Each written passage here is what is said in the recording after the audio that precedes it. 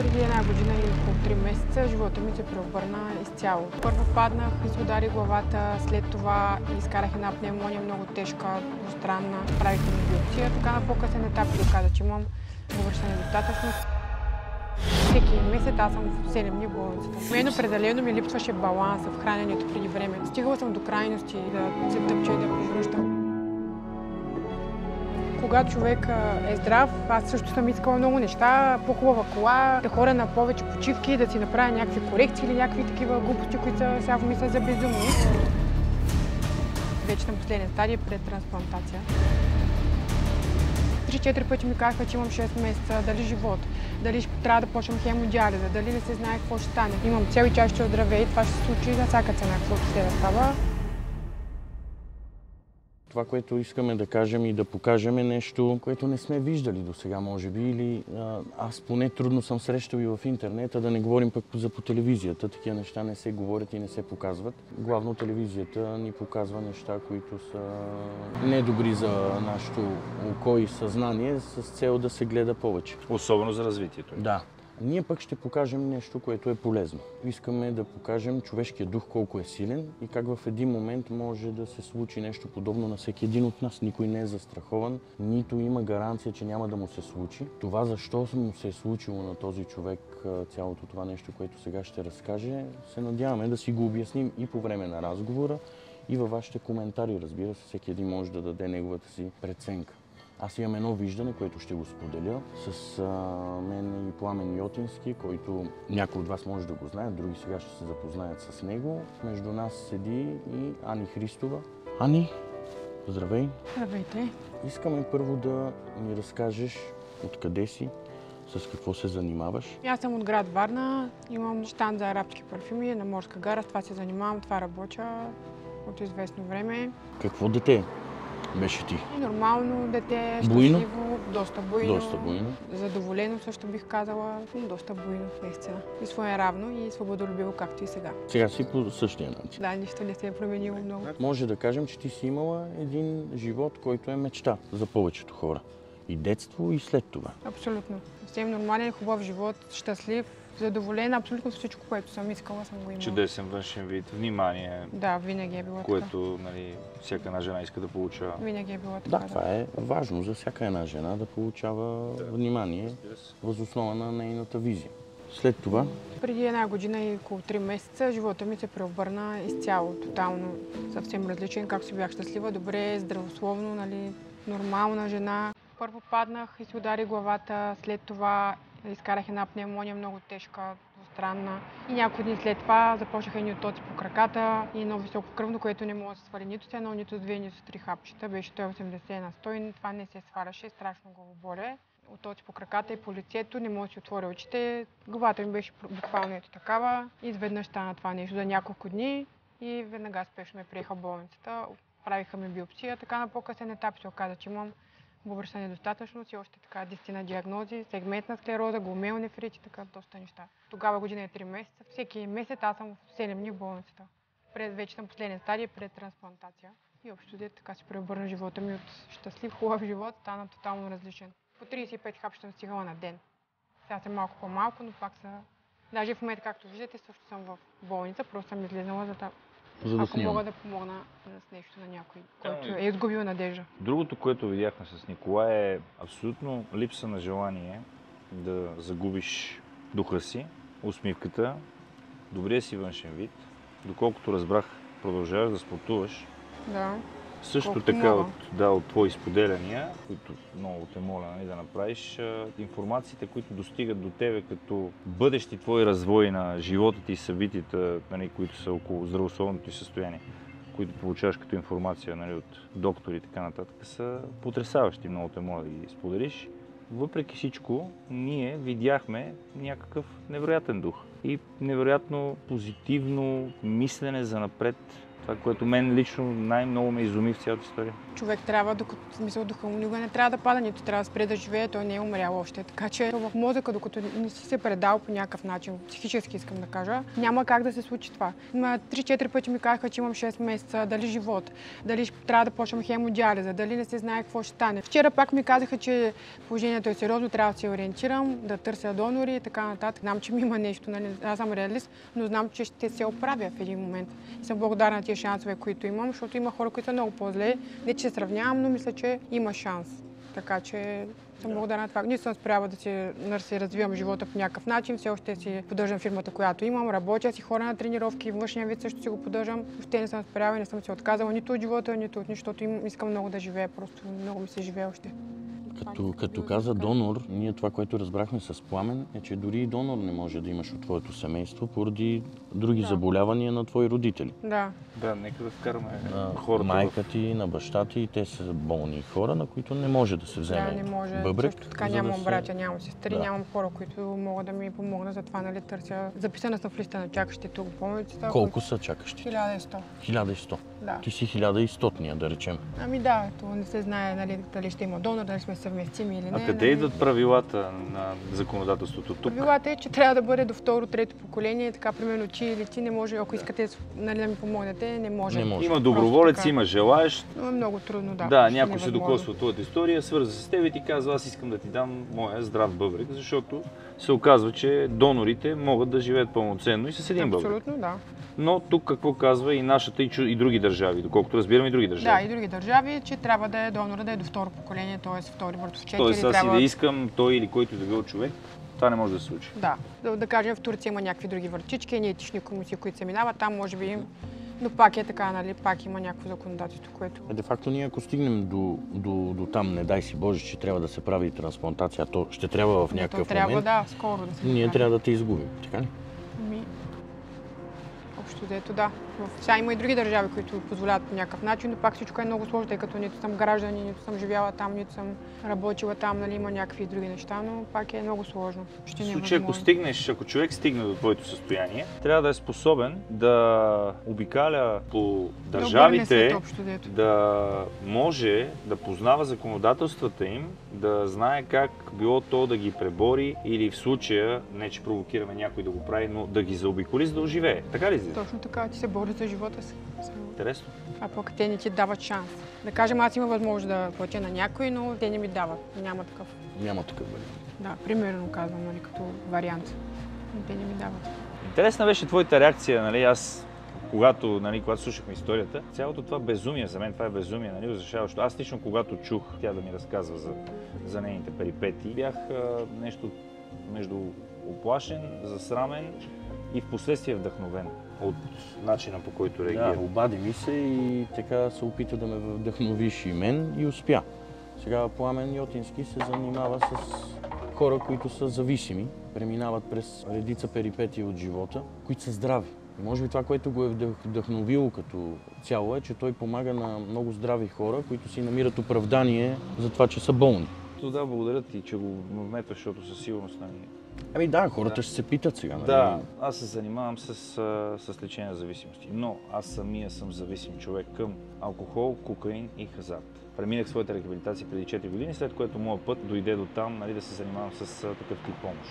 Но идеята е следната, че... Сподели, че си основал и... Да, основах общност... Общност, на която помагаш? Основах общност, в която, нали, аз и колегите ми, екип от още 9 човека, нали, извършваме рехабилитация на зависими хора, интеграция в обществото. Мен начина, по който ме докосна е, че зависимият човек, нали, той поради купища травми стига до това състояние, но той реално физически е здрав. Всички ние зависими хора сме физически здрави и се убиваме. Което струва пари на всичкото отгоре, обикновено не наши, обикновено взети по изключително неприятни начини. Струва и чужди животи, защото към всеки един зависим са прикрепени майка, баща, брат, сестра. Било то даже син, дъщеря, защото, нали, имаме всяка една възрастова граница. В следващия момент виждаме тук човек, който не е виновен за състоянието си, бори се, най-простичко казано, не мрънка. Не мрънка, да. Да прехвърля към теб, нали, ти помагаш на хората да се борят с хранителни стойности. Ние ще си позволя малко да кажа от коларите, както казва една уважавана жена, с която аз работя. Хората, които имат проблеми с храната и въобще с храненето си, аз съм един от тях, горд представител. Сме си говорили, че имат абсолютно същите симптоми, като тези, които страдат от зависимости, тежки зависимости, алкохолни, наркотични, хазарти. Реално ти, поне това, което си ми споделял, се сблъскаш с абсолютно същия симптом, не синдром, ами парадокс. Да, хора, които са абсолютно здрави, да, вредят си, причиняват си. И то осъзнато. Абсолютно и плащат пари за това. Да. Това, което на мен ми прави впечатление, е, че вече това с хранителните разстройства като цяло и всичко това свързано с храна и диети се доближава до това, което ти лекуваш. Това, което ти се опитваш да направиш. Тази зависимост, която е, тя също много трудно се лекува. Тя не е свързана... То не ги провокираме, нали? Защото то без тяхно желание. Тук просто това, което искаме да покажем е, че един човек, който е имал всичко... И си го е пазил. Значи живота й е минал последния начин. Тя е имала всичко, обаче е искала много повече от това или искала неща, които са още по-трудно достижими. Нали така? Абсолютно, да. Така, обаче се стига до такъв момент, в който, ето че жената стига до положение, в което да иска в момента само едно нещо. И това е здравето. Заради това ние се опитваме и правим това видео да покажем на хората колко са богати в момента, колко имат абсолютно всичко и трябва да се усмихват и да са щастливи, защото здравето все още е с тях. Тук виждаме една жена, която тя не мрънка. Видеото, което правим, то не е с цел да искаме от някого нещо. Абсолютно нищо не искаме от никого. Ние и предложихме, тя не ни е питала. Аз когато се запознах с нея, то беше вчера, нали, този ден, попитах каква е идеята на цялото това нещо, нали, ние какво ще изискваме от хората или какво ще искаме да покажем. И тя ми сподели, че иска да покажем това, как човек, който има всичко, накрая се моли за едно единствено нещо и това е здравето, че без него не може да направи абсолютно нищо. В никакъв случай не трябва да се оставя в ръцете дори и на заболяването, което е получила, ами трябва да се бори до последно. Абсолютно. Както в случая го прави тя. Как го формулира вчера? Относно това, че когато, нали, си здрав, искаш много неща. Да, казах, че когато човек е здрав, аз също съм искала много неща, по-хубава кола, да ходя на повече почивки, да си направя някакви корекции или някакви такива глупости, които са сега мисля за безумни. И нали не бях толкова духовно известена, колкото сега. Сега се моля постоянно, поставям си някакви цели, не мечи, защото мечтите се остават във времето. Аз имам цел и тя ще оздравее и това ще се случи на всяка цена, каквото ще да става. Но просто здравия иска 101 неща, а болния само едно да е здрав. Мисля, аз съм готова да се лиша от всичко, само искам да съм здрава, защото това е най-важното нещо. И живота е само един, е толкова кратък, трябва да се борим за живота, не трябва да се отказваме никога. Който и каквото и да ти каже, и дори съм си ограничила средата, негативни хора да няма около мен, защото те също ме натоварват, аз имам страшно проблеми. Не може някой да ми казва, че му се развалила колата или има някакъв проблем с нещо. Нали, след като аз имам такива сериозни, аз не ги споделям, нали, с който и да е смисъл, само с много близки хора, които те ме питат. Аз не коментирам, винаги съм усмихната, винаги съм с някакъв дух. И също така по болници, когато лежа всеки месец, последни дни, постоянно ми се говорят някакви неща. Хора, които са много по-здрави от мен, мрънкат, не спират да мрънкат. Аз и са по-възрастни в отделенията, да. Ами, примерно, отиваш сутринта, да. Първо, извинявай, да. Ти на месец по колко време трябва да... 7 дни всеки месец. Защо? 7 дни всеки месец какво? Ами, инжекции, изследвания. Къде си 7 дни всеки месец? Болницата. 7 дни всеки месец. Да, всеки месец от една година и 3 месеца. Една седмица трябва да бъде прекарвана в болница. Да, понеже съм на изследвания, на пулсове, така и всякакви различни неща. Там лежа с различни хора, с различни заболявания, нали, долу-горе с моят тип заболяване, но почти винаги 2/3 от тях са много по-добре от мен, много по-здрави. Но сутрин, като се донесат резултатите, като влязат докторите на визитация и се почва едно охкане, тюхкане, вайкане, едно неспиране, не излизат от леглото, не се разхождат, не се къпят дори. И аз се налага аз да ги дигам, дори някои са по-млади от мен, други са по-възрастни от мен. Всички те са по-здрави от мен, с много по-добри резултати. Но аз съм тази, която трябва да ги дигам, да ги карам да става, да карам, че живота трябва да се живее, докато ние не се откажем. Който и каквото и да ни каже, няма как. Нито болестта да ни смаже, нито хората около нас, дори и тия доктори, които ни казват днеска едно, утре друго и всеки казва нещо различно и те объркват. И в Турция, и в Германия съм ходила, и къде ли не, и тук в България се лекувам. Година и 3 месеца ми казват, че трябва да мина на хемодиализа, още не съм на хемодиализа. Все още не съм, за моя радост. И това заради духа и заради, нали... Откъде е този дух, Ани? Откъде е това желание за живот? Майка ми също така има доста здравословни проблеми, така тя е моят пример, моето вдъхновение. Благодарение на нея и аз имам такъв дух. Също така и много ми се живее. Още съм много млада. Много искам да живея. Имам още какво да дам и да взема. Не ти прави впечатление това, което ти се казва. Не ти прави впечатление състоянието ти. Ами Ти не, просто се грижи за него. Просто ще ме смазва това нещо и мисля положително. Не искам отрицателна енергия, не искам отрицателни неща. Затова съм си казал, че съм ограничена в средата с хора, които ме натоварват психически и са негативни постоянно. Искам положителни хора като мен и когато човек е положителен, слушат положителни неща. Като е негативен, за мен слушат негативни неща. Затова и толкова много негативни неща са ми казали. Аз все още, нали, колкото е възможно за моето състояние, съм добре. Ани интуитивно е направила нещо, което аз, когато срещнах нейната история, тя беше гост в моята терапевтична общност, защото заведах я, благодаря, че се съгласи, за да разкаже историята си на хора, които се лекуват там при мен, при нас, моя екип, които в никакъв случай не им е лесно, но бях сигурен, че тя ще им въздейства. Това, което тя разказа току-що, бих искал малко аз да го пречупа през езика на терапията.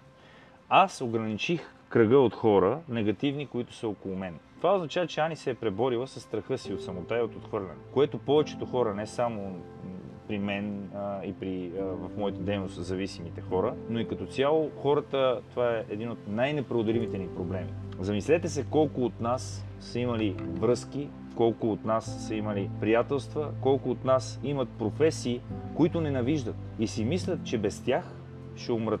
Какво е направила Ани чисто интуитивно? Тя отрязала гнилото. Въпреки, че е в момент, в който целият свят крещи, че тя ще да умре. Направила го, проявила е смелост и е по-жива и от живите. За мен това е най-важната стъпка. Аз си го превеждам аз. Смелостта преди всичко. Да, това е първото нещо, което човек трябва да направи. Аз, за разлика от Ани, съм го направил преди много години това нещо. И се чувствам перфектно. Въобще не позволявам да ми се влияе по никакъв начин или да допускам подобна близост на хора, които действат негативно просто. Така че това е първата стъпка, която се прави и аз се радвам, че Ани е направила, защото без това няма как да стане. Без тези хора. Може би и заради това го има това и с това, което ти правиш, защото там се отделят хората и остават сами. Аз съм се научил от теб, в последствие, когато се запознахме, започнахме да тренираме заедно приятелството ни, съм се научил, наистина мога да потвърда, че ти също си го направил. Това отрязване на гнилото около тебе. И даже ми е било така интересно за някои твои лични истории, как си успял да удържиш. Тя за мен е пример. Пример е как аз продължавам да се оправдавам за десетки, за стотици неща. Защо не ям по-добре, въпреки че никой ми е приятел? Защо не изпълнявам други дребни неща и ритуали и функции в живота ми, които ще се подобрят? Нали? Оправдавам се, че ми е било много напрегнато ежедневието, че работата ми е била много трудна и така нататък, а пък аз трябва да съм благодарен. Мене лично такива истории, такива моменти ме карат да се отрезва, защото моята човешка и като цяло човешката психика е неблагодарна. Факт. Неблагодарна и алчна. Факт, ама ние може в момента да разкажем, ние имаме две запознанства с теб. При първото запознанство ти още тогава трябваше да се сетиш, че аз имам тая способност да режа хората, дори и да не ми е приятно, да знам, че са в нужда за нещо. Нямаш как да се сета. Да, ние при нашето първо запознанство, Пламен, без аз да зная, той е бил зависим. Аз си бях в активна употреба. Да, но... Употреба на забранени субстанции, така, за да може да не ни ограничат социалните мрежи. Забранени субстанции. Но разговорите между нас не са били свързани с нещо подобно, за което аз да зная, че той има такъв вид проблем. Хората не ги разграничавам кой какво употребява и какъв проблем има, за да, например, да спра да контактувам с него. Ами на мен ми е било приятно, че в този момент, например, ние сме попаднали в ситуация, в която сме били заедно за 24 часа. Бяхме на едно пътуване. Да, съвсем случайно. Което наш приятел ни извика. Наш общ приятел, ни извика. Бяхме на едно пътуване в чужбина. Там се запознахме. Аз бях от тези мои моменти, в които когато някой нормален, мой градивен или успешен мой познат приятел ме потърси за нещо и аз спирах да употребявам, нали, за 3-4 дни. Може би заради това не съм те хванал тогава. Защото ти си беше нормален. Не знам, не бях нормален в никакъв случай, но може би съм бил безкрайно убедителен. Но ти го умееш това, но това, което ми направи впечатление тогава е, че много му се живееше по начина, по който вижда другите хора как живеят. Аз си бях пропилял абсолютно Но всичко. той не беше готов още тогава. Няма да забравя, първият момент, в който ми стана изключително жал за него, беше това, че понеже си говорихме и той каза, че не се занимава с нищо, тогава не работеше нищо. Ходихме заедно по магазините, аз си купувах, например, маратонки, анцузи и той си купуваше с мен.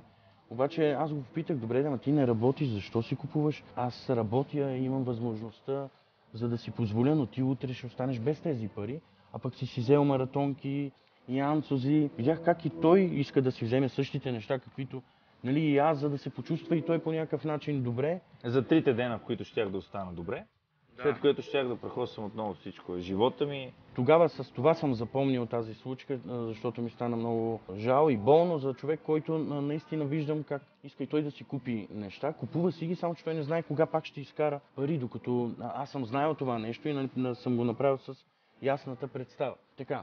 След това ние се разделяме и... То проблема беше, проблема беше, че пари ми минаваха изключително много през ръцете. Но ето виждате, ние не сме се даже наговорили за този разговор, виждате какъв образ, какво впечатление съм създал аз в хората. На човек, който е изключително зле и немощен. Това е защото всичките пари, които ми минаваха през ръцете, а те не бяха никак малко, отиваха само в едно. Моя господар, употребата. Само там. Това съм успял аз да представя пред хората. Така беше, но аз не знаех, че той има тази зависимост. Просто мислех, че минава през труден период, в който нали, няма работа. 20 години беше този период. Ние се разделяме и си размениме само телефони. И след една седмица аз получавам обаждане от мен. От него. Здравейте. Здравей, аз съм Пламен, бяхме там и там, спомняш ли си? Аз казвам, спомням си. Да. Дай ми пари. Ще ми дадеш ли 500 лева, защото тук един проблем стана така и така, така и така. Аз първоначално му казах тогава, обади ми се малко по-късно. С цел да отбие номера, че няма да ти дам, нали, това е като малко, нали, няма да ти дам, не ми звъни повече, само че... Да, но хора в такова състояние не разбират. И аз си помислих, че наистина няма да ми се обади повече. След малко наистина пак ми се обажда и казва, че ми помогнеш ли с 500 лева. 500 лева беше сумата, нали така? Нещо такова. Нещо такова беше. Така съм те преценил. Да, така си ме преценил. Че на толкова ще претеглиш. Толкова, да. Тогава ми се обади и аз мисля, че тогава ти казах, не, Пацо, няма да ти помогна и му затворих телефона. До ден днешен съм щастлив с тази си постъпка, защото мисля, че малко или много може да е било една капка в морето, но заради това сега той седи срещу мен и разговаряме и снимаме влог.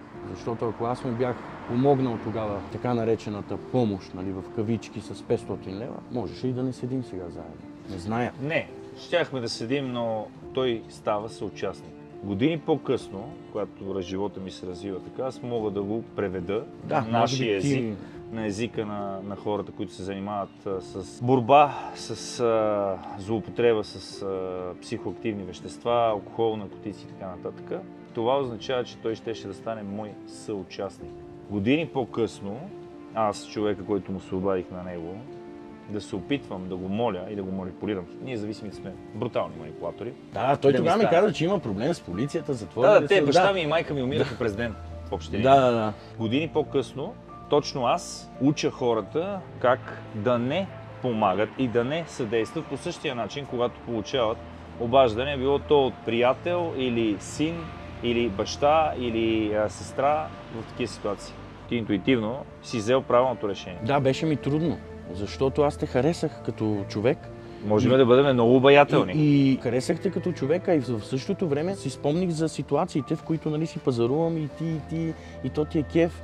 И нали, ние си говорим, смеем се и си казах, добре, сега 500 лева, защо не помогна? От друга страна пък си казвам сега, ако дам веднъж, усещам го, че нещо има гнило, не се обажда нали, на общия ни приятел, който ни свърза, и на мен, нали, навързах нещата, така че си казах, по-добре да не се помага в тази ситуация, защото... То не е помощ. И вече години след това, колко години след това? 5, 6? Не. Аз от 4 години вече съм значи преди чист 7 и години. трезвен. 7-8. 7-8 години изведнъж аз си пускам YouTube и го гледам Пламен Йотински, се появява на екран и разказва за всичко това, което една част нали, ви каза и на вас. За принципа и причината на подобен тип обаждания. Да. И си казах, ето, много се радвам, че съм постъпил по този начин, защото това ми влияеше на мен и не се чувствах добре, когато нали, човек има нужда и се обръща към мен, пък ти отказваш, при положение, че имаш възможността. И малко след това видео, в което аз го виждам, се запознаваме втори път. В едно заведение се засичаме и тогава си казахме всичко. Казват така, по някой път най-добрата помощ е липсата на помощ. Да. В някакви ситуации.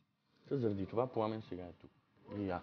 Заради това И Ани ни обедини. той след като да се запознава с Ани, му идва на ума това да направим този влог. Аз се съгласявам, разбира се, защото Ани е човек, към който ние само трябва да изпитваме уважение и възхищение за духа, който има и който с каквото може, дали ще е молитва, както тя каза. А не е нужно да се случи нещо лошо, че човек да се обърне към духовността. Може от някаква такава история да помогнем на един, на двама, на трима, на пет. Просто ако може малко да се умиротворим, малко по-нормални да станем. Има нещо, което се случва, с което аз не съм окей. Не ми е добре така да живея. И не зная кога ще се промени, но аз съм твърдо решил да променя нещата в фитнес индустрията и в храненето. Заради това сега ще кажа моите причини, поради които пък Ани мисля, че е стигнала до тук. След като и задам пък въпроси. Не може да не си задавала въпроса, защо се е стигнало до тук. Трябва да имаш някакъв отговор. Аз като нали, човек, който се занимава с хранене и спорт, още при първия ни разговор те попитах дали си спазвала диети. Много диети, най-различни. Най-различни. Най-различни Всякакъв тип диети. Всякакъв. С въглехидрати, без въглехидрати. Сега пък, нали, заради бъбреците съм почти веган, 90%. Не, сега това си е на друго съвсем ниво, друго да. и това трябва да го правиш в момента. Да. Но доколко мислиш, че е възможно, защото сега наскоро ни попадна във Фейсбук информацията, разбира се, по новините няма да я дадат, разбира се, диетолози няма да я коментират. Те новини са заети с... Да, с съвсем други неща, но почина една жена на 40 години от диети. Доказано от липса на хранителни вещества, организма отказва да работи. На 40 години. То е точно бъбреците. Да, Казват. точно така. Тези диети, които ти си правила, дали е възможно да са допринесли за нещо подобно? Ами предполагам, че много факторите и това е един от тях. Предполагам. Не Да, мога ние кажа със сигурност, предполагаме в момента, но ние да. не искаме нали, изцяло да... Сега, аз мога да го кажа, че според мен, след като няма наследствено, Да, правим съм генетични изследвания, които нали, Да, са отхвърлили тази ти го каза, вероятност. след като няма наследствено... Даже са пращани, доколкото В разбрах. щатите са правени, да. Да. Да, Сериозно проучване. да, Абсолютно. сериозно проучване за това дали е възможно чисто генетично. Нямам да се- такава мутация, нали, Да. като майка ми наследствено. Да. При Целият резултат е нейното. Да, при положение, че тя не пуши. Не, Ани не пуши, не Никога пие не съм. алкохол, много рядко, да. много почти рядко, не ако е мога. приемала алкохол. Никога. Досек с други О, субстанции. не. Да. Аз съм много против. Да, аз също съм против. Вече и тримата сме против. Да, де-факто остава само едно единствено нещо, с което тя си е вредяла. И това е липсата на хранителни вещества. Дали тя е допринесла за това нейно състояние, ние не знаем. Не може да го констатираме, защото много лесно би било от моя страна да кажа това е така и така. Но ще показваме такива случаи, а пък вие оттам нататък си правете изводите. Мен определено ми липсваше баланса в храненето преди време. В смисъл, стигала съм до крайности. Или да не ям, или да правя други неща, нали, да се тъпча и да повръщам. Как го преодоля това нещо? Ами просто пак с силата на духа и просто научих да бъда по-балансиран човек. Защото аз преди бях супер припряна, супер се изнервена. Просто научих да бъда по-балансирана и в храненето, и в самия си живот и начин на живот. Това ми помогна баланса и вярата. Липсата на баланс е в абсолютно всичко, какво излиза. За мен, аз лично как го пречупвам, нали, през моята призма и през начина, по който аз съм успял да се оправя и да се развивам тези 4 години, защото аз допреди това съм имал съществуването на амеба. Поради липсата на баланс в психиката, започваме да стигаме до всякакъв тип крайности.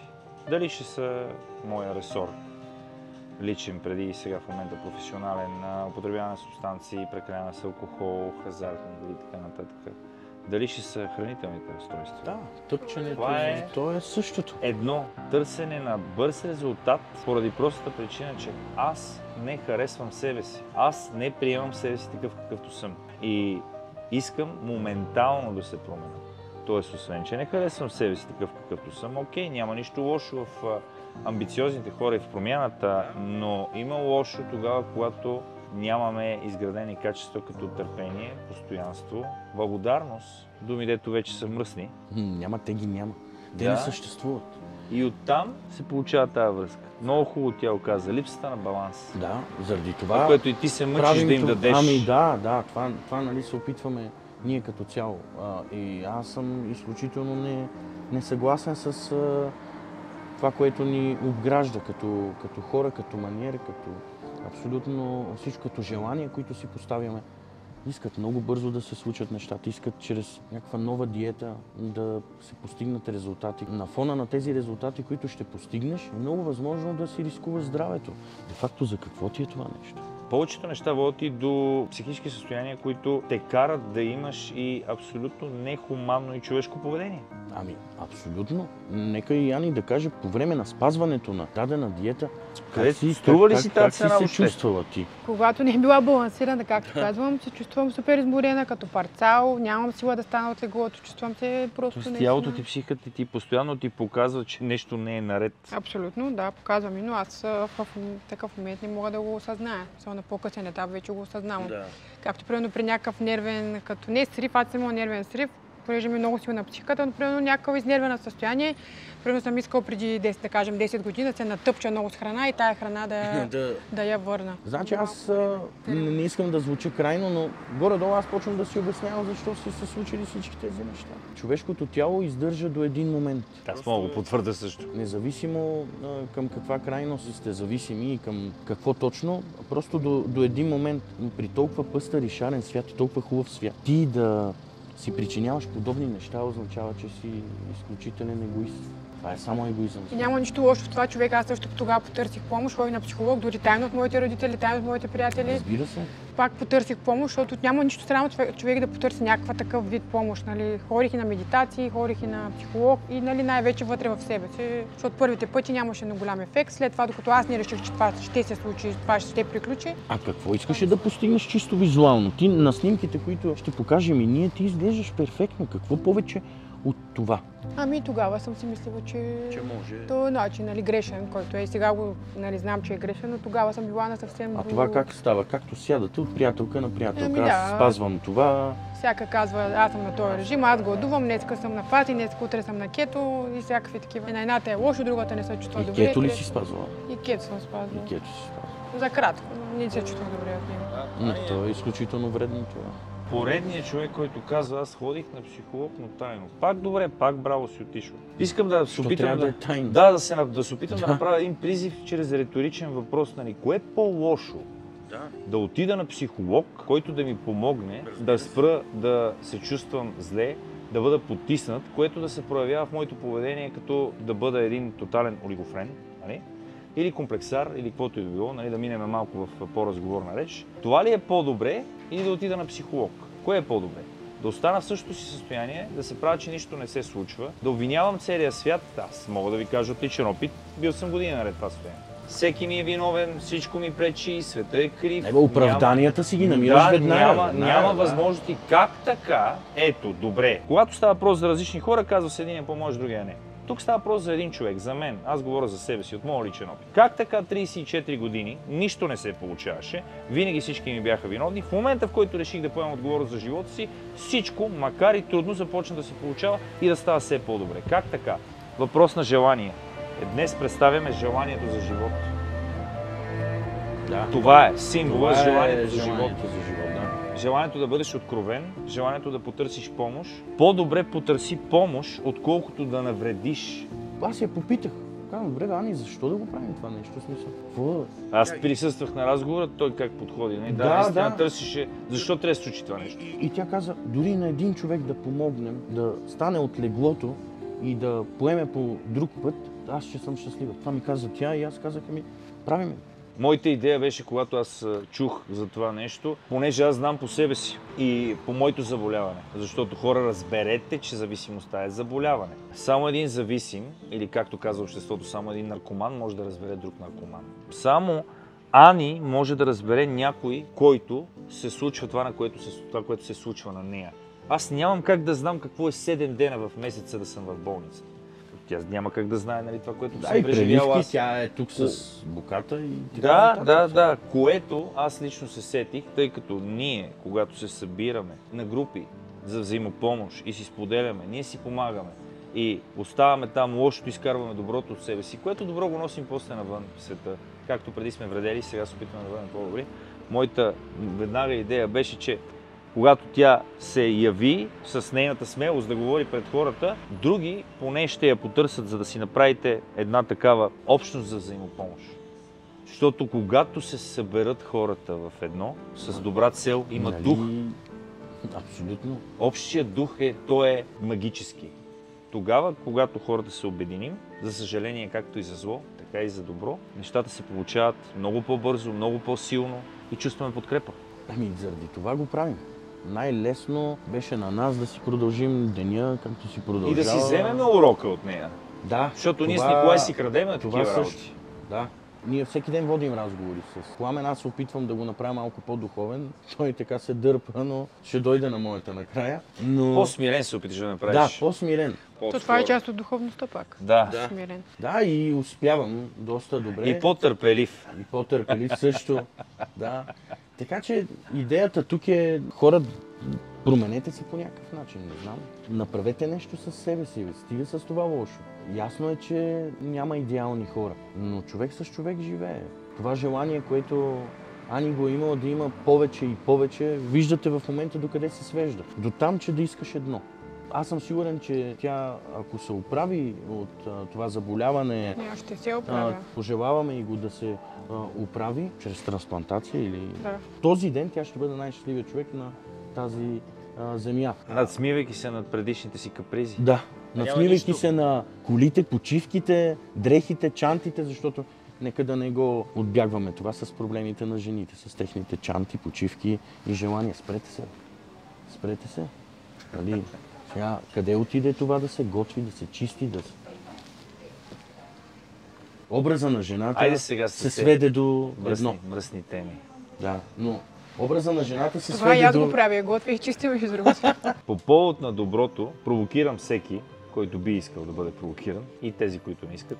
Кое е по-лесно? Днес ставам от леглото, аз ти, който ставаш от леглото. Днес ставам от леглото, ти ставаш от леглото. Кое е по-лесно? Да отидеш да направиш нещо лошо или нещо добро? Лошото винаги се прави най-лесно. Винаги ще намериш някой, с който да направиш мизерия. Обидата идва първа на устата, защото е през емоцията. Агресията идва първа в главата, защото е през емоцията. Само че мисленето през емоции, реакциите през емоции водят до щети, водят до болка, която по някой път не може да бъде понесена. И оттам се влиза в омагьосан кръг. Доброто от друга страна, прехапването на езика, броенето до 10, старанието, дори когато няма публика, води до добрини, води до изграждане на друг начин на живот и на друга атмосфера. Няма кой да излъже, че му е по-добре да живее през негативизма и през ужасно напрегнатото, стресирано, психотично общество, в което сме се превърнали. Станаме да се избиеме по улиците за един мигач, за един... Аз си признавам също, че продължавам, нали, защото е много гадно да се говори популистки. Признавам си, че също продължавам да имам неподходящо поведение в много ситуации. Но с течение на времето... Но съм решен на цената на всичко Факт, да го променя. Продължавам, въпреки че съм съдържател на терапевтична общност, продължавам да ходя 2 до 3 пъти седмично на различен тип терапии. Защото на мен ми писна да бъда или да се държа като помяр. На мен ми писна от мен самия.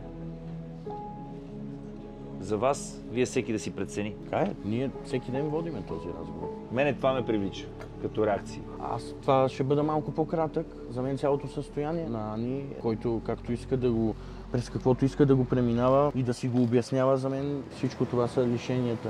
Всички тези диети, които правите, вие диетолози и така нататък. Най-вече пък тази половинчатата помощ на хората, които сядате на една маса. Аз ще ти кажа, ама той ти помага с един-два съвета. Махни това, махни онова, но той не ти казва какво точно да направиш.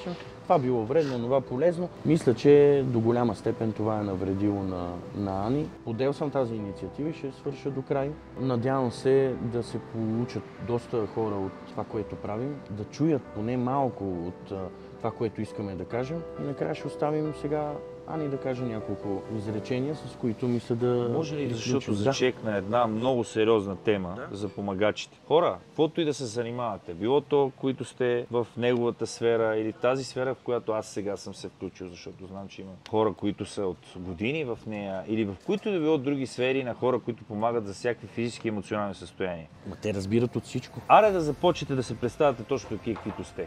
Аз, Пламен Йотински, съм зависим към алкохол, кофеин и хазарт и ще остана до края на живота си. Това, че съм съдържател на терапевтична общност, не означава, че някога ще се представя като терапевт, дори и да завърша. Давам пример със себе си. Всеки да се сеща. Останалите, що сме си говорили с Николай, нали? За сега няма да зачекваме темите директно. По-натам най-вероятно ще го направим. За доста сфери. Носите отговорност. Видяли сте, че имате някакво влияние върху хората. Не се притесняйте, всички обичаме парите. И аз, и той, и тя, всеки обича да бъде добре. Обаче, за да бъдем добре, трябва да не правим помярщини. Просто трябва да го кажем по малко по-такъв начин. Да, за да бъдеш добре, нали, не прави на някого друго зле. Да. Имаше една реплика през годините, която баща ми повтаряше, аз си извърта главата настрани, наляво, надясно, попораснах, почнах да му отговарям. Татко, благодаря ти, сега ще цитирам. Категоричен императив на Кант. Не прави това, което не искаш да ти бъде направено на теб. Да, това е. Не дейте да говорите, че може да внимавайте какво правите. Ако мислите, ако сте сигурни, не може на 100%, но така ако усещате, нали, практикували сте нещо, виждате, че е добро, дарявайте го, взимайте пари за него. Всеки трябва да се храни с нещо. Не и на гърба на здравето на хората. Да, не дейте на всяка цена. Има си, И на психическото здраве на хората. Също ще се спре с тези неща, защото в някакъв момент ще ги покажа всичките. Защото ще ескалират нещата. Да, ако спрат, значи аз го казвам, ако спрат да предлагат такъв тип услуги, ще се премълчат тези неща, кои са и какво са. Ако се продължава обаче с това нещо и ние продължаваме да снимаме хора, които се разболяват от подобни неща. А това е, нали, първата инициатива, сега започваме. Няма да са на добре нещата. Казвам ви го най-откровенно. Нека Ани да каже последни думи. Ние двамата с Пламен и пожелаваме колкото се може по-бързо да оздравее. Тя мисля, че си е взела поуки и ще може да живее много по-пълноценно сега. Защо така се случва, че на човек трябва да му се случи нещо подобно, за да заживее по-пълноценно, не знае. Но аз виждам как един човек, който не го е разбирал това нещо, му се случва нещо такова и иска да помогне на вас. Тя идва заради вас. Тя не идва заради мен или заради Пламен. Тя идва заради вас, за да го каже, за да може някой, който е на нейно място, има всичко, да помисли малко, да седне и да каже, чакай, не е ли по-добре да се спра малко? Заради това тя е тук. Тя не иска донор от вас, тя не иска пари от вас, тя не иска пари от нас. Тя просто иска да помогне. И е излезнала преди 1 час от болницата, вижте как изглежда, ще я върнем там. Искам да кажа на хората просто да не се отказват от живота, каквото и да се случи, докато те самите не се откажат, няма какво да се случи, докато хората не се откажат. Живота е много кратък, не бива да си вредим по никакъв начин, защото има много хора, които посягат, искат да се му убият или на така нататък. Това за мен е егоизъм, защото аз самата искам много да живея и много други хора като мен се борят и случват се такива лоши неща в живота им и те искат да живеят. Живота е много ценен, е само един и не трябва по никакъв начин да правим такива неща. Много е важно това. И просто хора да не се отказват никога. И в най-лоша ситуация винаги има надежда. Що има надежда, значи нищо не е изгубено. Само това искам да им кажа, хората не се предавайте никога. Това е от мен. Благодаря.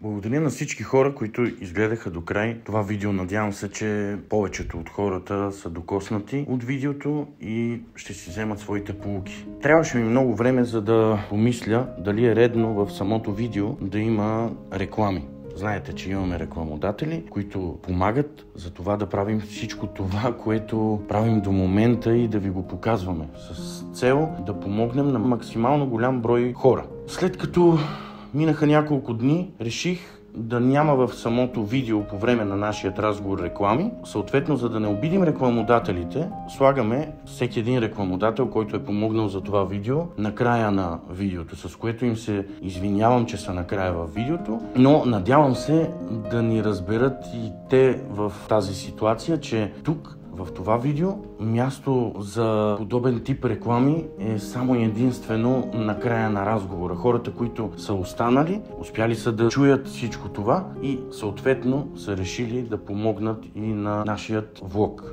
Това, което ние промотираме като реклами и всички продукти, които ние показваме, са изключително ценни, истински. Всичко е минало първо през мен, за да мога да го пробвам, да видя дали наистина работи. Само тогава аз се съгласявам да го рекламирам и да го покажа на вас с една единствена цел. Ако мога, да помогна, за да не стигате до крайности. Благодаря още веднъж на всички.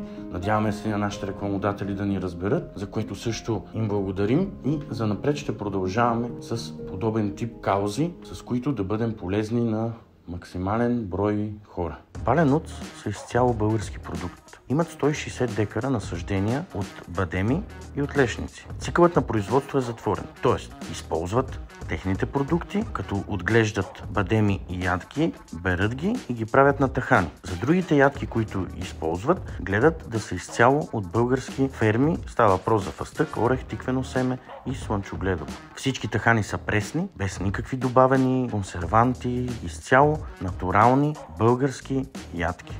За къде сме без мъжка козметика Дукс? Разбира се, че ние трябва да се грижим, особено когато се потим, за нашите пори, за нашето лице, да си личи, че сме здрави. Плюс това не виждам нищо срамно в това един мъж да се грижи за неговото лице, да не е едно сухо. Когато нашата кожа е прекалено суха, излизат и нашите бръчки и така се набръчкваме на една възраст, на която ние трябва да изглеждаме много по-свежи. Заради това ние препоръчваме мъжка козметика Дукс, която е с изцяло натурални продукти. Няма нищо химическо в тях. Съветваме да използвате мъжка козметика Дукс. Уникален бранд, който тепърва ще се развива и ще създава още нови продукти. Както винаги знаете, Born Winner, това са най-вкусните вафли, бисквити, протеинови шейкове. Знаете, че имат на прах в пакетчета. Във всяка една бензиностанция може да намерите, да си вземете вода, да разтворите във водата едно или две пакетчета протеин, да разбиете хубаво и да знаете, че около 50 грама протеин сте си набавили. Дали ще е бисквита, дали ще е протеинов бар. Знаете, че сте си набавили една част от нужния протеин за вашето тяло. Не съдържат захар, не съдържат абсолютно палмово масло, така вредното за нашето здраве. Изключително приятни за стомаха, за чревната ни система, така че препоръчвам Born Winner.